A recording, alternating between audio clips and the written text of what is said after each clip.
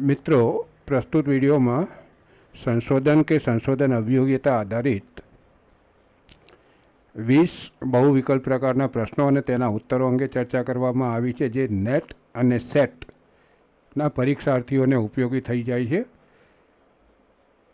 Net અને સેટની પરીક્ષામાં પ્રશ્નપત્ર 1માં તમામ વિષયોમાં સંશોધન અભિયોગ્યતાના પ્રશ્નો પૂછવામાં આવે છે અને શિક્ષણ અને મનોવિજ્ઞાનમાં પ્રશ્નપત્ર 1 અને 2 બંનેમાં સંશોધન આધારિત પ્રશ્નો મૂકવામાં આવે છે.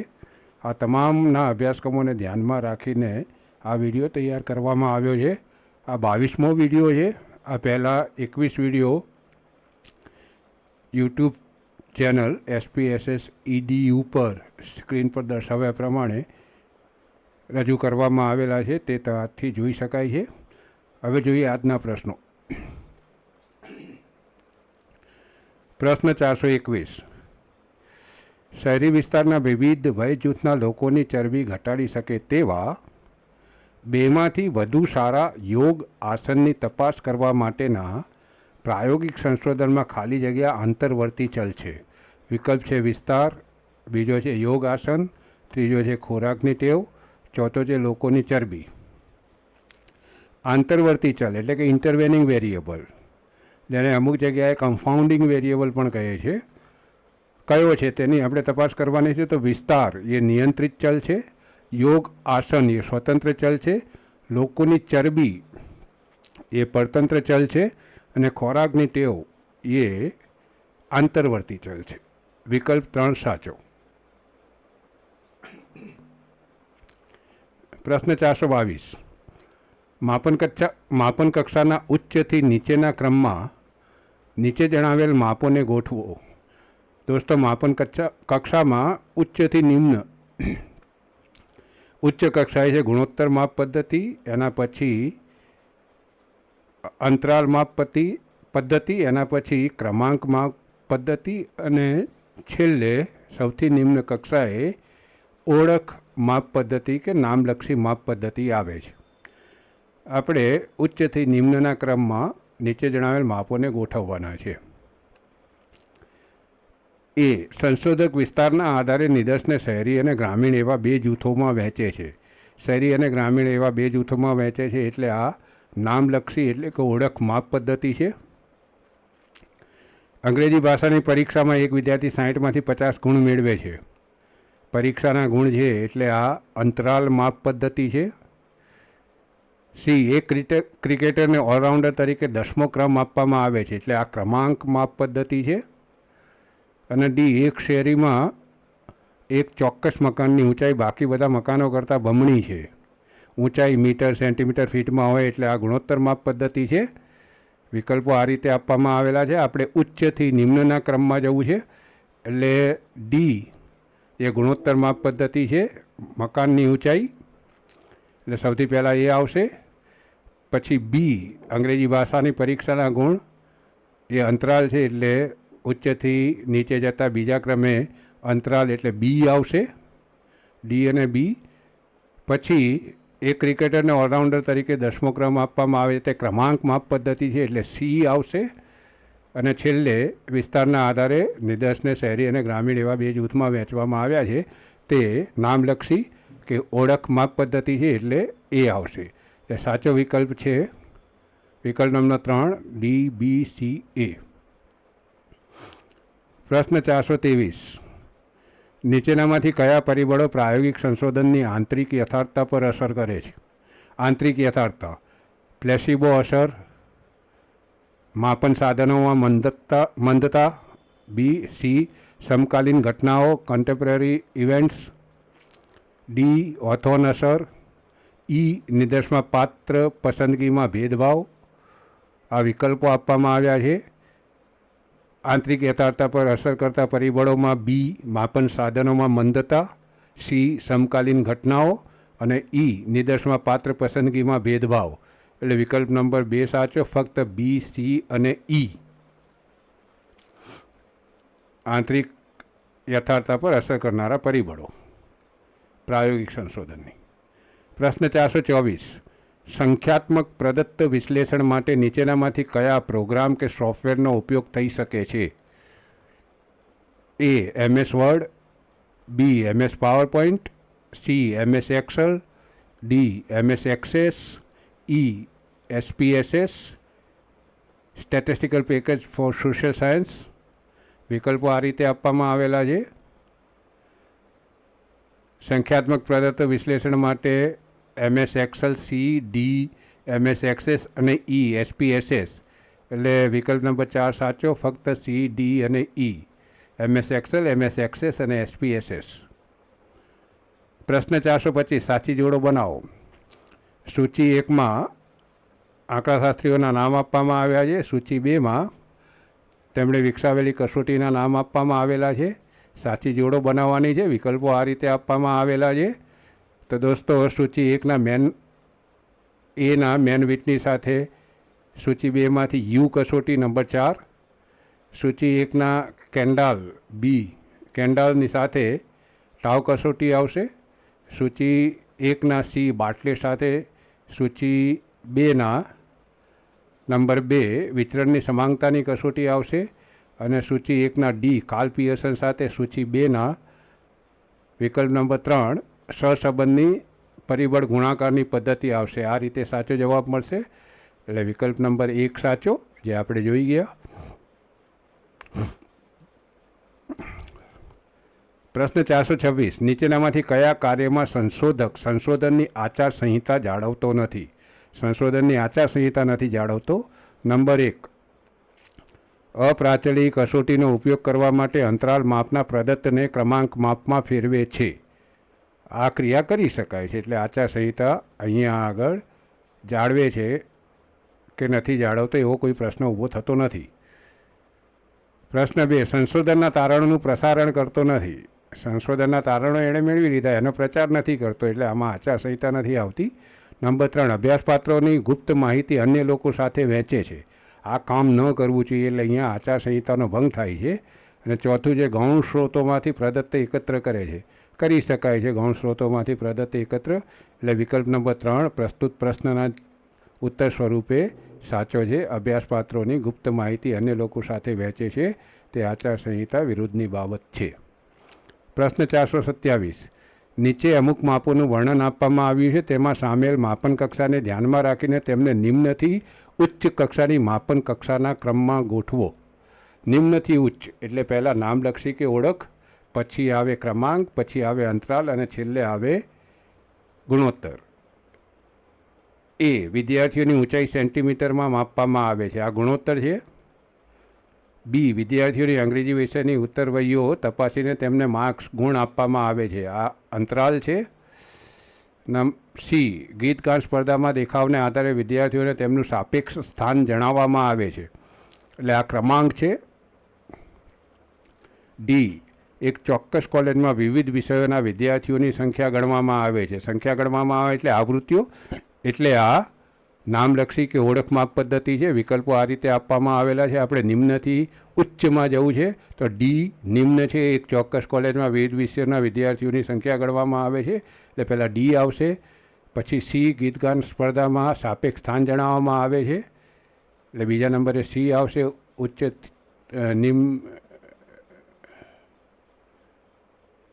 નિમ્નથી ઉચ્ચ કક્ષાએમાં જવા માટે એટલે બીજા ક્રમે ક્રમાંક આવશે. પછી જે બી વિદ્યાર્થીઓને માર્ક્સ આપવામાં આવે તે અંતરાલ છે, એટલે ત્રીજા ક્રમે એ આવશે નિમ્નથી ઉચ્ચના ક્રમમાં. અને છેલ્લે સૌથી ઊંચા ક્રમે નિમ્નથી ઊંચાના ક્રમમાં છેલ્લે વિદ્યાર્થીઓની ઊંચાઈ સેન્ટીમીટરમાં માપવામાં આવે છે, એટલે વિકલ્પ 1 સાચો. DCB એ. પ્રશ્ન 428 ઉત્કલ્પનાની રચનાના સ્ત્રોતો ઓળખો. ઉત્કલ્પનાની રચના કરવા માટે શું મદદરૂપ થાય છે? તો સંશોધનમાં વપરાયેલ નિદર્શન પદ્ધતિ, આનો કોઈ ઉપયોગ નથી ઉત્કલ્પનાના સંદર્ભમાં. બી પૂર્વ સંશોધનોના અહેવાલ એ ઉત્કલ્પનાના સ્ત્રોત તરીકે સ્વીકારી શકાય. સી પસંદ કરેલ સંશોધન સમસ્યાના ક્ષેત્રમાં પ્રવર્તમાન માન્યતાઓ આ પણ ઉત્કલ્પનાની રચના કરવા માટે પ્રેરિત કરે છે. ડી પસંદ કરેલ સંશોધન સમસ્યાના ક્ષેત્રમાં સંશોધકના પૂર્વાનુભવો આ પણ સાચી વાત છે. ઉત્કલ્પનાની રચનામાં મદદરૂપ થાય છે. અને ઈ વ્યાપ વિશ્વનો પ્રકાર આ ઉત્કલ્પનાની રચનામાં આનો કોઈ ફાળો હોતો નથી. એટલે વિકલ્પો આ રીતે આપવામાં આવેલા છે. જોઈએ તો બી, સી અને ડી આ ત્રણ ઉત્કલ્પનાની રચનાના સ્ત્રોતો તરીકે જણાવી શકાય. પ્રશ્ન 429. બિન સંભાવ્ય નિદર્શન પદ્ધતિઓ ઓળખો. નંબર 1 યોજનાબદ્ધ નિદર્શન પદ્ધતિ સિસ્ટેમેટિક સેમ્પલિંગ. સહેતુક નિદર્શન પદ્ધતિ પર્પઝિવ સેમ્પલિંગ. નિયત હિસ્સાની નિદર્શન પદ્ધતિ ક્વોટા સેમ્પલિંગ. ડી સ્તરીકૃત યાદચ્છિક નિદર્શન પદ્ધતિ સ્ટ્રેટિફાઈડ રેન્ડમ સેમ્પલિંગ. બરફનો દડો નિદર્શન પદ્ધતિ સ્નોબોલ નિદર્શન પદ્ધતિ સેમ્પલિંગ. આમાંથી આપણને બિનસંભાવ્ય નિદર્શન પદ્ધતિઓ ઓળખવાની છે. 4 વિકલ્પો આપવામાં આવ્યા છે. બિનસંભાવ્યમાં યોજનાબદ્ધ સિસ્ટેમેટિક નથી, બી સહેતુક છે, પછી સી નિયત હિસ્સાની એટલે કોટા છે, અને ઈ બરફનો દડો સ્નોબોલ સેમ્પલિંગ. એટલે વિકલ્પ 1 સાચો, જે જણાવે છે કે બી સહેતુક, સી નિયત હિસ્સાની અને ઈ સ્નોબોલ્સ બરફનો દડો નિદર્શન પદ્ધતિ બિનસંભાવ્ય છે. સાચી જોડો બનાવો. અહીંયા સમસ્યા આપવામાં આવી છે અને સામે સંશોધન પ્રકાર આપવામાં આવ્યા છે. જોડોના વિકલ્પો આ રીતે આપવામાં આવેલા છે. આપણે જોઈએ સૂચિ 1માં સમસ્યા છે સાપેક્ષવાદના સિદ્ધાંતનો વિકાસ. સિદ્ધાંતનો વિકાસ થાય છે એટલે પાયાનું સંશોધન, જે સૂચિ 2માં નંબર 3 પણ આપવામાં આવ્યું છે. પાયાનું સંશોધન. બી વિદ્યાર્થીઓની સિદ્ધિ પર 2 અધ્યાપન પદ્ધતિઓની અસરનો તુલનાત્મક અભ્યાસ.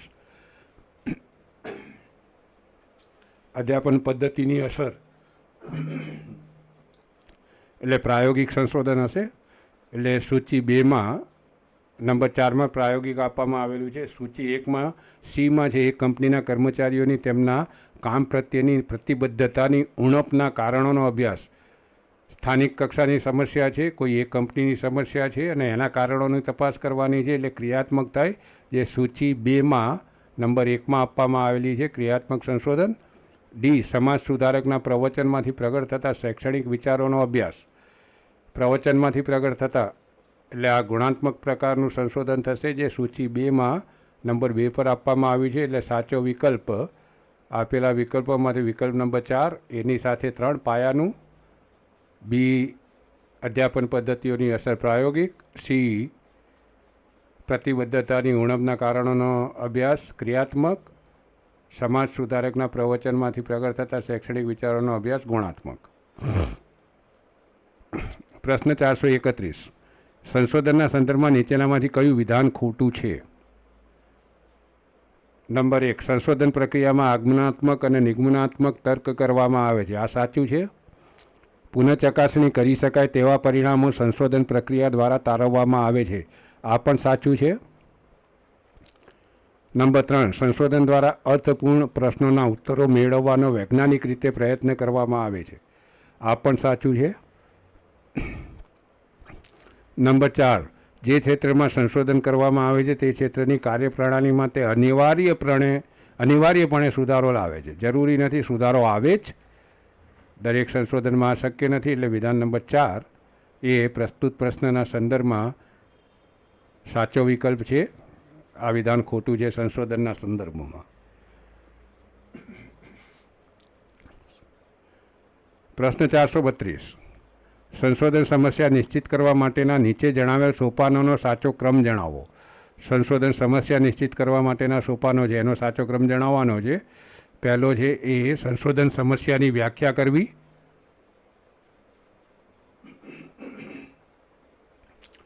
બી છે સંશોધનનું ક્ષેત્ર પસંદ કરવું. સી છે સંશોધન અવકાશ શોધવો. ડી છે સંદર્ભ સાહિત્ય અને પૂર્વ સંશોધન અહેવાલોનો અભ્યાસ કરવો. અને ઈ છે સંશોધન સમસ્યા ઓળખવી. આ રીતે વિકલ્પો આપવામાં આવ્યા છે. આપણે જોઈએ સૌથી પહેલાં તો સંશોધનનું ક્ષેત્ર પસંદ કરવું પડે એટલે બી, પછી સંદર્ભ સાહિત્ય અને પૂર્વ સંશોધન અહેવાલોનો અભ્યાસ કરવો પડે એટલે ડી, પછી સંશોધન અવકાશ શોધવો પડે એટલે સી, પછી સંશોધનની સમસ્યા ઓળખવી પડે એટલે ઈ, અને પછી છેલ્લે એ સંશોધન સમસ્યાની વ્યાખ્યા કરવી. એટલે વિકલ્પ નંબર 3 સાચો, બી, ડી, સી, ઈ, એ. પ્રશ્ન 433. સંશોધનના લક્ષણો કયા છે? હંમેશા તેનો હેતુ નવા સિદ્ધાંતનો વિકાસ કરવાનો હોય છે. જરૂરી નથી કે દરેક સંશોધન નવા સિદ્ધાંતનો વિકાસ કરે, એટલે આ એનું લક્ષણ નથી. તે વૈજ્ઞાનિક પ્રક્રિયા છે. સાચી વાત, તે એનું લક્ષણ છે. સી, સંશોધન પ્રક્રિયા દરમિયાન નિર્ણયો લેવા માટે તર્ક કરવામાં આવે છે. આ વાત પણ સાચી, રિઝનિંગની સાથે નિર્ણય લેવામાં આવે છે. ડી, તમામ પ્રકારના સંશોધનોમાં ઉત્કલ્પનાની ચકાસણી કરવામાં આવે છે. આ વસ્તુ ખોટી, દરેક સંશોધનમાં ઉત્કલ્પનાની ચકાસણી નથી થતી. ઈ, પરિણામો તારવવા માટે તે એટલે કે સંશોધન પુરાવાઓ ભેગા કરીને તેમનું વિશ્લેષણ કરે છે. આ વાત સાચી, પરિણામો તારવવા માટે પુરાવાઓ ભેગા કરવામાં આવે છે, એટલે કે પ્રદત્ત લેવામાં આવે છે અને તેનું વિશ્લેષણ કરવામાં આવે. તેના વિકલ્પો આ પ્રમાણે આપવામાં આવ્યા છે. આપણે જોઈ ગયા આ પ્રમાણે કયા કયા લક્ષણો છે, તો બી, સી અને ઈ, આ 3 લક્ષણો છે. તે વૈજ્ઞાનિક પ્રક્રિયા છે. સંશોધન પ્રક્રિયા દરમિયાન નિર્ણયો લેવા માટે તર્ક કરવામાં આવે છે, અને ઈ, પરિણામો તારવવા માટે તે પુરાવાઓ ભેગા કરીને તેમનું વિશ્લેષણ કરે છે. પ્રશ્ન 434, કઈ પરિસ્થિતિમાં કાર્લ પિયર્સનનો સહસંબંધાંક શોધી શકાય છે? કાર્લ પિયર્સનનો સહસંબંધાંક નંબર એ, બંને ચલોના મધ્યકો સમાન હોય ત્યારે. આ કોઈ જરૂરી બાબત નથી. બી, 2 ચલો વચ્ચે રૈખિક સંબંધ હોય ત્યારે. આ વાત સાચી છે. સી, એક ચલનું માપન અંતરાલ માપ પદ્ધતિમાં અને બીજાનું ક્રમાંક માપ પદ્ધતિમાં કરવામાં આવ્યું ત્યારે. આ વસ્તુ ખોટી છે. ડી, જ્યારે બંને ચલોના પ્રદત્ત અંતરાલ અથવા ગુણોત્તર માપ પદ્ધતિમાં હોય ત્યારે. આ વાત સાચી છે કાર્લ પિયર્સન માટે. ઈ, જ્યારે ચલો વચ્ચેના સંબંધની દિશા જ્ઞાત હોય ત્યારે. જરૂરી નથી. કાર્લ પિયર્સનનો સહસંબંધાંક શોધ્યા પછી ચલો વચ્ચેના સંબંધની દિશા જ્ઞાત થાય છે. વિકલ્પો આ પ્રમાણે આપવામાં આવ્યા છે. આપણે જોઈ ગયા છે. 2 પરિસ્થિતિ જ સાચી છે, ફક્ત બી અને ડી. 2 ચલો વચ્ચે રૈખિક સંબંધ હોય ત્યારે, અને જ્યારે બંને ચલોના પ્રદત્ત અંતરાલ અથવા ગુણોત્તર માપ પદ્ધતિમાં હોય ત્યારે. કોઈ એકનું અંતરાલમાં, કોઈ બીજાનું ગુણોત્તરમાં હોય તો પણ ચાલે. 435, સાચી જોડો બનાવો. સંશોધન સંદર્ભ આપવામાં આવ્યા છે. અહીંયા સંશોધનની પદ્ધતિઓ, પ્રકારોના નામ આપવામાં આવ્યા છે. એ છે કામ કરતી મહિલાઓની સામાજિક સમસ્યાઓનો અભ્યાસ. વિકલ્પો આ રીતે આપવામાં આવેલા છે. સૂચિ 1માં એ, સામાજિક સમસ્યાઓનો અભ્યાસ એટલે સૂચિ 2માંથી સર્વેક્ષણ આવે. નંબર 4, સૂચિ 1માં બી છે સંતોષકારક પરિણામો ના મળે ત્યાં સુધી સંશોધક પ્રદત્તનું એકત્રીકરણ અને વિશ્લેષણ કરવાનું ચાલુ રાખે છે. આ ગ્રાઉન્ડેડ થિયરીમાં બને છે, એટલે સૂચિ 2માંથી વિકલ્પ 3 આવે. સૂચિ 1માં સી છે સમયની સાથે સાંવેગિક પરિપક્વતામાં આવતા બદલાવનો અભ્યાસ. સમયની અસર પડે છે સાંવેગિક પરિપક્વતા પર એવું માનીને એનો અભ્યાસ કરવામાં આવે છે, તો એ વિકાસાત્મક થયો. એટલે સૂચિ 2માં ક્રમ નંબર 2 છે વિકાસાત્મક. અને ડી, નિયંત્રિત પરિસ્થિતિમાં એક ચલની બીજા ચલ પર પડતી અસરનો અભ્યાસ, એટલે આ પ્રાયોગિક સંશોધન છે, જે સૂચિ 2માં નંબર 1 પર છે. એટલે સાચો વિકલ્પ આપણે વિકલ્પ નંબર 4 આ રીતે જોવા મળે છે. સામાજિક સમસ્યાનો અભ્યાસ સર્વેક્ષણ, એક પ્રદત્તનું એકત્રીકરણ વિશ્લેષણ, સંતોષકારક પરિણામ મળે ત્યાં સુધી ચાલુ રાખવા ગ્રાઉન્ડેડ થિયરી, સાંવેગિક પરિપક્વતામાં આવતા બદલાવનો અભ્યાસ વિકાસાત્મક, નિયંત્રિત પરિસ્થિતિમાં એક ચલની બીજા ચલ પર પડતી અસરનો અભ્યાસ પ્રાયોગિક. પ્રશ્ન 436, કયા પ્રકારના સંશોધનમાં સંશોધક અભ્યાસપાત્રોના જૂથનો હિસ્સો બનીને તેમનું અવલોકન કરે છે? વિકલ્પ 1 ક્રિયાત્મક સંશોધન, 2 એથ્નોગ્રાફિક સંશોધન, નૃવંશીય સંશોધન એથ્નોગ્રાફિક, 3 વર્ણનાત્મક સંશોધન, 4 પ્રાયોગિક સંશોધન. દોસ્તો, અભ્યાસપાત્રોના જૂથનો હિસ્સો બનીને તેમનું અવલોકન કરવાનું કામ સંશોધક એથ્નોગ્રાફિક સંશોધન એટલે નૃવંશીય સંશોધનમાં કરે છે. એટલે વિકલ્પ નંબર 2 સાચો. પ્રશ્ન 437, સંશોધનના નીચે જણાવેલ સોપાનોને સાચા ક્રમમાં ગોઠવો. સંશોધનના સોપાનોને સાચા ક્રમમાં. પહેલું છે તારણો તારવવા, બીમાં છે વિશ્લેષણના પરિણામોનું અર્થઘટન કરવું, સીમાં છે ઉત્કલ્પનાની રચના કરવી, ડીમાં છે સંશોધન સમસ્યાની વ્યાખ્યા કરવી, ઈમાં છે પરતંત્ર ચલનું માપન કરવું. અને વિકલ્પો આ રીતે આપવામાં આવ્યા છે. આપણે જોઈએ 5 સોપાનો છે, એમાં સૌથી પહેલાં શું આવશે? તો ડી આવશે સંશોધન સમસ્યાની વ્યાખ્યા કરવી. એના પછી સી આવશે ઉત્કલ્પનાની રચના કરવી.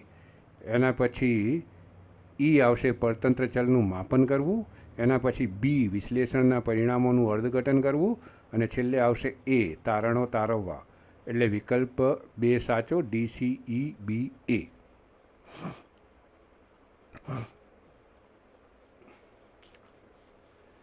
પ્રશ્ન 438. પ્રદત્ત વિશ્લેષણ માટે પ્રાચલી એ પદ્ધતિનો ઉપયોગ કરવાની શરતો કઈ છે? પેરામેટ્રિક મેથડનો ઉપયોગ કરવાની શરતો કઈ છે? તો એ છે n ઇઝ ગ્રેટર દેન 30, એટલે અભ્યાસપાત્રોની સંખ્યા 30 કરતાં વધુ હોય. જરૂરી નથી પ્રાચલી એ પદ્ધતિ માટે. બી પ્રદત્ત સમધારણ વિતરણને અનુસરે છે, આ આવશ્યક છે. સી તમામ પ્રાચલો જ્ઞાત હોવા જોઈએ, આ પણ જરૂરી નથી. ડી પરતંત્ર ચલનું માપન અંતરાલ અથવા ગુણોત્તર માપ પદ્ધતિમાં થવું જોઈએ, આ વાત સાચી. ઈ વિચરણોમાં સમાંગતા હોવી જોઈએ, એ વાતે પણ સાચી. વિકલ્પો આ રીતે આપવામાં આવ્યા છે, આપણે જોઈ ગયા એ પ્રમાણે. બી, ડી અને ઈ 3 શરતો છે. પ્રદત્ત સમધારણ વિતરણને અનુસરે છે, અને ડીમાં છે પરતંત્ર ચલનું માપન અંતરાલ અથવા ગુણોત્તર માપ પદ્ધતિમાં થવું જોઈએ, અને ઈમાં છે વિચરણોમાં સમાંગતા હોવી જોઈએ. પ્રશ્ન 439. વિતરણ મુક્ત ડિસ્ટ્રીબ્યુશન ફ્રી અપ્રાચલીય પદ્ધતિ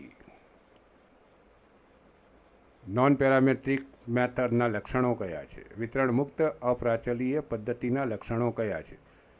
અપ્રાચલીય: એ ગમે તે માપન કક્ષામાં મેળવવામાં આવેલ વાસ્તવિક પ્રદત્ત પર તેનો અમલ કરી શકાય છે. અપ્રાચલીય પદ્ધતિ માટે ક્રમાંક અથવા તો ઓળખ માપ પદ્ધતિ જોઈએ, એટલે આ ખોટું છે, આ લક્ષણ નથી એનું. બી તેને વિચરણોમાં સમાંગતાની જરૂર પડે છે, આની પણ જરૂર નથી, એ પ્રાચલીયમાં જરૂર પડે છે. સી તેને ચોક્કસ પ્રકારના વિતરણની જરૂર નથી, આ વાત સાચી છે, એને સમધારણ કે એવા કોઈ ચોક્કસ પ્રકારની વિતરણની જરૂર નથી.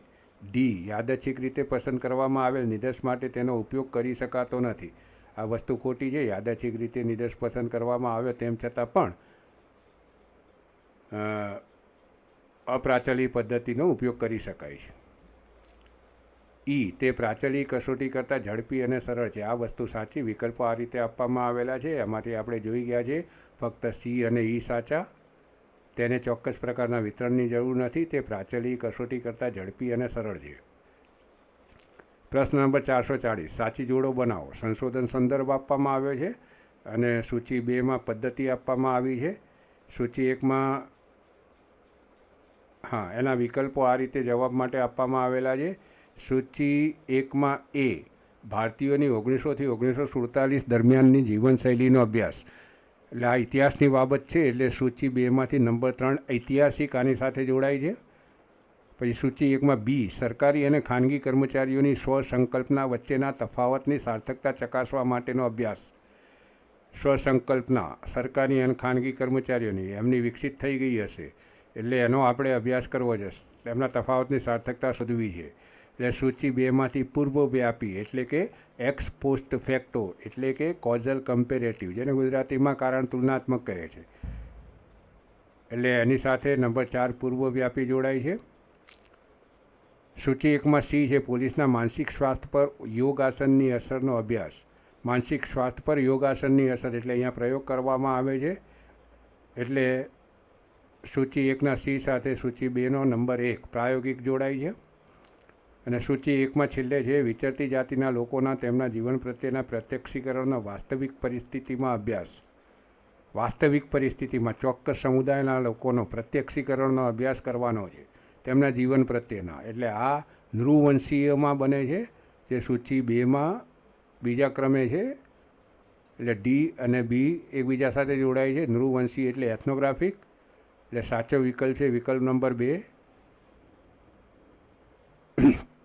આ રીતે જોડકા બને છે. તો દોસ્તો, આ રીતે આજે આ વિડીયોમાં આપણે 20 બહુવિકલ્પ પ્રકારના પ્રશ્નો જોયા. હવે પછીના વિડીયોમાં બીજા 20 બહુવિકલ્પ પ્રકારના પ્રશ્નો અંગે ચર્ચા કરીશું. ત્યાં સુધી ગુડ બાય, થેન્ક યુ.